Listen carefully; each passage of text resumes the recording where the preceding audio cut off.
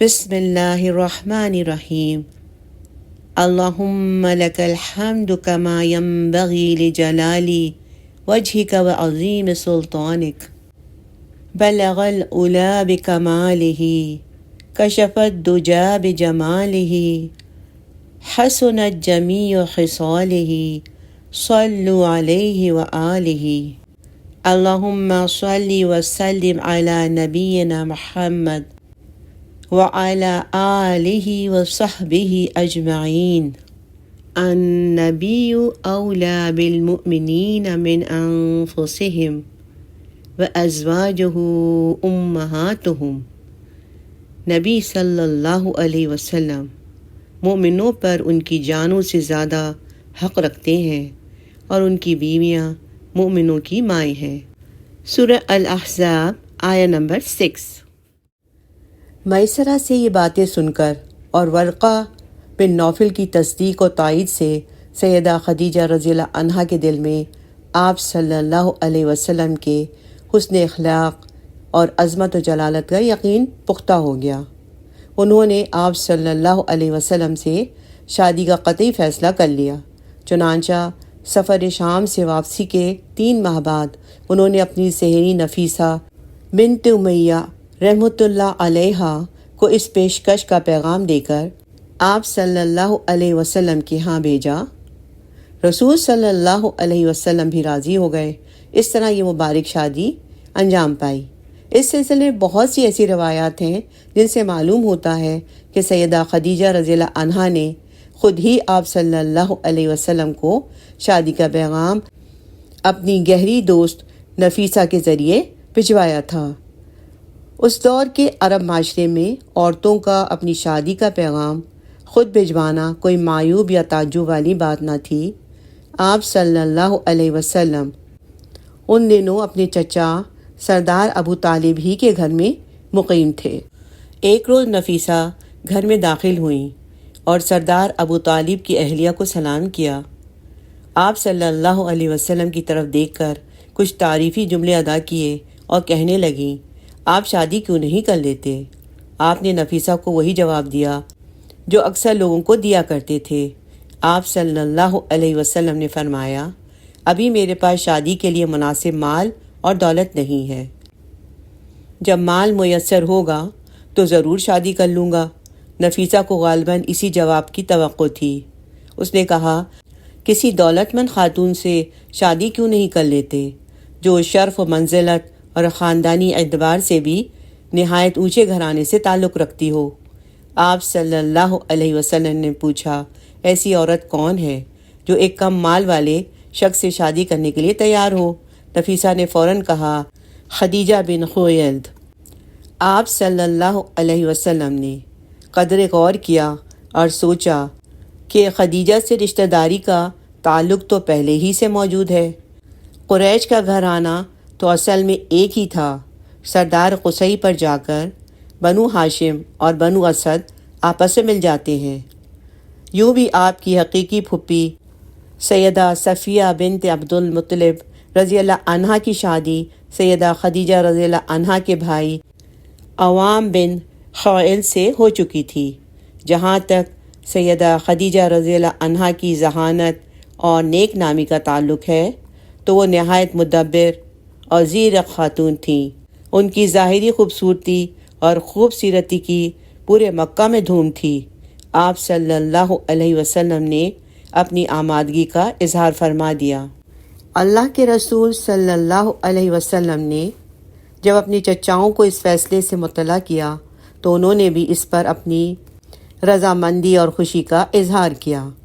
بنو ہاشم کے لوگ خوشی خوشی سیدہ خدیجہ رضی اللہ عنہا کے گھر روانہ ہوئے۔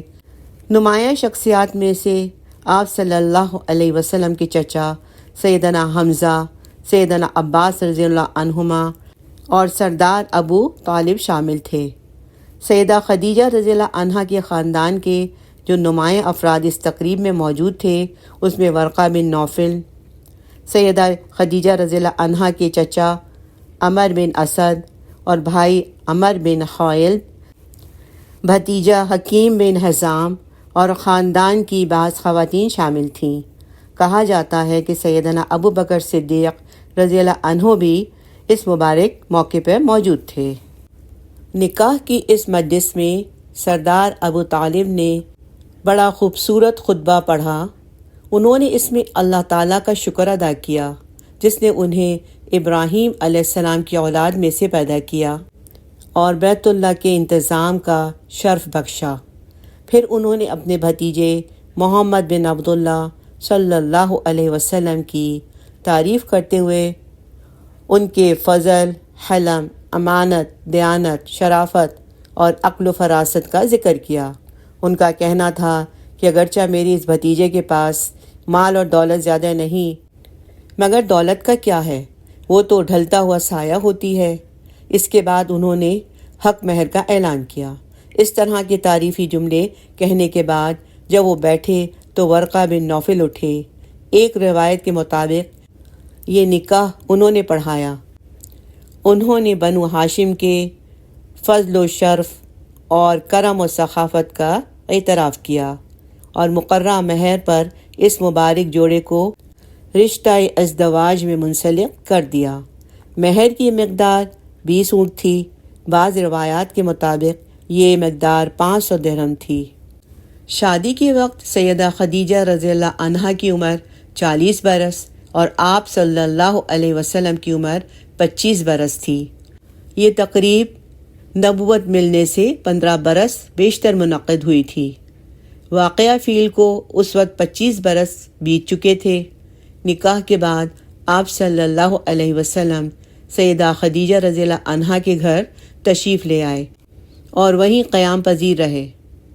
سیدہ خدیجہ رضی اللہ عنہا سے آپ صلی اللہ علیہ وسلم کی رفاقت 24 برس تک قائم رہی اور اس دوران آپ صلی اللہ علیہ وسلم نے کوئی دوسرا نکاح نہیں کیا۔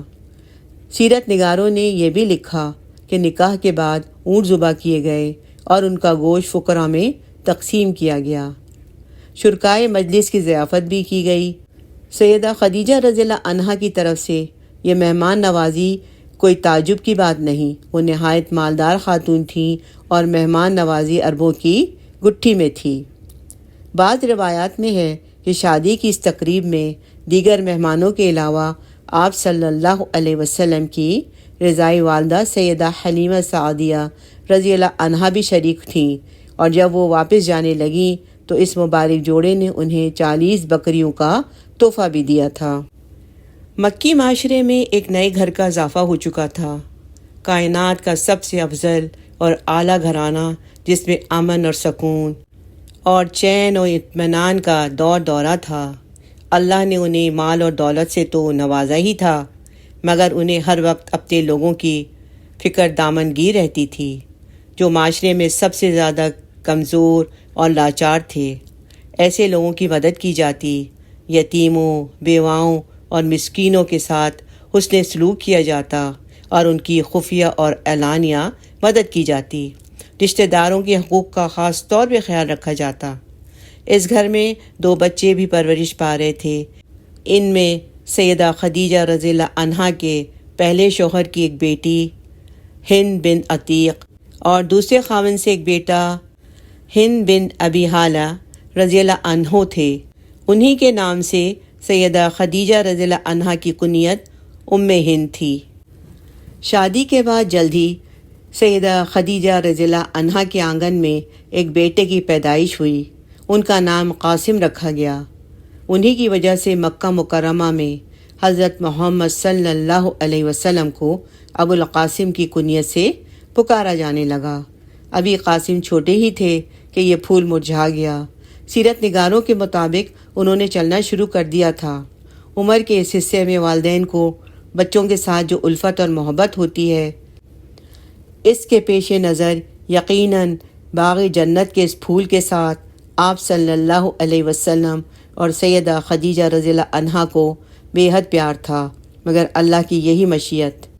تاریخ کے اوراق ہمیں قاسم کے حالات زندگی سے آگاہ نہیں کرتے، مگر یہ بات یقینی ہے کہ ان کی اس دنیا میں تشریف آوری سے سیدہ خدیجہ رضی اللہ عنہا اور آپ صلی اللہ علیہ وسلم کو بے پناہ مسرت ہوئی ہوگی۔ قاسم کی وفات کے بعد چند برسوں ہی میں وقفے سے سیدہ خدیجہ رضی اللہ عنہا کے ہاں 4 بیٹیاں سیدہ زینب، سیدہ رقیہ، سیدہ ام کلثوم، سیدہ فاطمہ اور ایک بیٹا عبداللہ رضی اللہ عنہم جن کا لقب طیب اور طاہر تھا پیدا ہوئے۔ سیدہ خدیجہ رضی اللہ عنہا کی تمام اولاد کی دایا کا نام سلمہ تھا۔ سیرت کی کتابوں میں ہے کہ سیدہ خدیجہ رضی اللہ عنہا کا معمول تھا کہ وہ دائیا سے اپنے بچوں کو دودھ پلواتی تھیں اور بچے کی ولادت سے قبل ہی دایا کو تیار کر لیتی تھیں۔ سیدہ خدیجہ رضی اللہ عنہا کا گھرانہ ایک سعادت مند گھرانہ تھا۔ سیدہ زینب رضی اللہ عنہا بنت محمد صلی اللہ علیہ وسلم کے اس دنیا میں آنے کے بعد گھر کی رونقیں ایک مرتبہ پھر بحال ہو گئی تھیں۔ گھر میں پہلے سے زیادہ خوشحالی آ گئی تھی۔ اللہ تعالیٰ نے ان کو اتنا نوازا کہ اس سے باقی ماندہ لوگوں کی ضروریات بھی پوری ہونے لگیں۔ فقراء، مساکین اور محتاج سبھی آتے اور ان کی ضروریات پوری کی جاتی۔ وہ خالی ہاتھ آتے اور واپسی پر ان کے دامن بھرے ہوئے ہوتے تھے۔ سیدہ خدیجہ رضی اللہ عنہا نے اپنی ساری دولت اپنے حبیب صلی اللہ علیہ وسلم کے لیے وقف کر دی تھی۔ ایک مرتبہ حکیم بن حسام سیدہ خدیجہ رضی اللہ عنہا کے بھتیجے طائف میں تھے۔ وہاں غلاموں کی منڈی لگی ہوئی تھی۔ یہ بھی وہاں پہنچ گئے۔ ایک نوعمر لڑکا زید انہیں بھاگیا۔ زید کی شکل و صورت، عادات اور اخلاق اور اطوار سے کسی طور بھی غلاموں جیسا نہ تھا۔ سودا کیا، زید کو لے کے مکہ آ گئے اور اسے اپنی پھپھی سیدہ خدیجہ رضی اللہ عنہا کی خدمت میں پیش کر دیا۔ یہ نوعمر لڑکا اس عظیم گھرانے میں پلتا رہا۔ شادی کے بعد سیدہ خدیجہ رضی اللہ عنہا نے زید رضی اللہ عنہ کو آپ صلی اللہ علیہ وسلم کی خدمت میں پیش کر دیا۔ اس نوجوان میں کچھ صفات ایسی تھیں کہ جس کی بنا پر آپ صلی اللہ علیہ وسلم کو اس سے غیر معمولی محبت اور انسیت پیدا ہو گئی تھی۔ ادھر زید رضی اللہ عنہ کے والد حارثہ اپنے بھائی کے ساتھ اپنے بیٹے کو تلاش کرتا ہوا مکہ آ پہنچا۔ وہ اپنے ساتھ مال اور دولت لے کر آیا۔ اس نے ایک دن سیدہ خدیجہ رضی اللہ عنہا کا دروازہ کھٹکھٹایا۔ آپ صلی اللہ علیہ وسلم باہر تشریف لائے تو اس نے اپنی آمد کا مدعا بیان کرتے ہوئے عرض کیا، میں زید کا والد ہوں، آپ جتنا مال چاہیں لے لیں مگر میرا بیٹا واپس کر دیں۔ ادھر مکارم اخلاق کی انتہا تھی۔ ارشاد فرمایا، مال اور دولت کی بات نہیں، تم اپنے بیٹے سے پوچھ لو، اگر وہ مجھے چھوڑ کر جانا چاہتا ہے تو لے جاؤ، مجھے کوئی مال نہیں چاہیے، لیکن اگر وہ میرے پاس رہنا چاہے تو میں زبردستی اسے اپنے سے دور نہیں کروں گا۔ حارثہ کہنے لگا، آپ نے تو انصاف سے بڑھ کر بات کر دی۔ چنانچہ جب زید رضی اللہ تعالیٰ عنہ سے پوچھا گیا کہ وہ محمد صلی اللہ علیہ وسلم کے پاس رہنا چاہتے ہیں یا اپنے والد کے ساتھ جانا چاہتے ہیں، تو انہوں نے کہا، جس شخصیت کے پاس میں رہ رہا ہوں اس میں ایسی غیر معمولی خوبیاں ہیں کہ ان کی شفقت اور محبت والدین سے بھی بڑھ کر ہے، لہٰذا میں مکے ہی میں آپ صلی اللہ علیہ وسلم کے پاس رہنا پسند کروں گا۔ والد اور چچا یہ غیر متوقع جواب سن کر ہکا بکا رہ گئے۔ انہوں نے کہا، زید تمہیں کیا ہو گیا ہے کہ تم غلامی کو آزادی پر فوقیت دے رہے ہو؟ مگر زید رضی اللہ عنہ نے کہا کہ میں نے خوب سوچ سمجھ کر یہ فیصلہ کیا ہے اور اپنے فیصلے کو برقرار رکھا۔ آپ صلی اللہ علیہ وسلم کو بھی سیدہ خدیجہ رضی اللہ عنہا کے دیے ہوئے اس انمول تحفے پر اس قدر پیار آیا کہ زید رضی اللہ تعالیٰ عنہ کو اپنے ہمراہ لیا اور حرم پاک میں کعبۃ اللہ کے سائے میں جا کر اعلان فرمایا، آج سے زید میرا غلام نہیں بیٹا ہے، یہ مجھ سے وراثت پائے گا اور میں اس کا وارث بنوں گا۔ آپ صلی اللہ علیہ وسلم نے زید رضی اللہ عنہ کی شادی ان کی خواہش پر اپنے گھر کی سب سے معتمد لونڈی اور آپ صلی اللہ علیہ وسلم کو گود کھلانے والی ام ایمن رضی اللہ عنہا سے کر دی۔ زید رضی اللہ عنہ نے رسول صلی اللہ علیہ وسلم سے سن رکھا تھا کہ جو شخص کسی جنتی عورت سے شادی کرنا چاہتا ہو وہ ام ایمن سے شادی کر لے۔ اس سعادت مند جوڑے سے اسلامی تاریخ کے سب سے کم عمر کمانڈر اسامہ بن زید رضی اللہ عنہما پیدا ہوئے۔ زید بن حارثہ رضی اللہ عنہ ان لوگوں میں سے تھے جنہوں نے آغاز ہی میں اسلام قبول کر لیا تھا۔ رضی اللہ عنہ ورضوا عنہ۔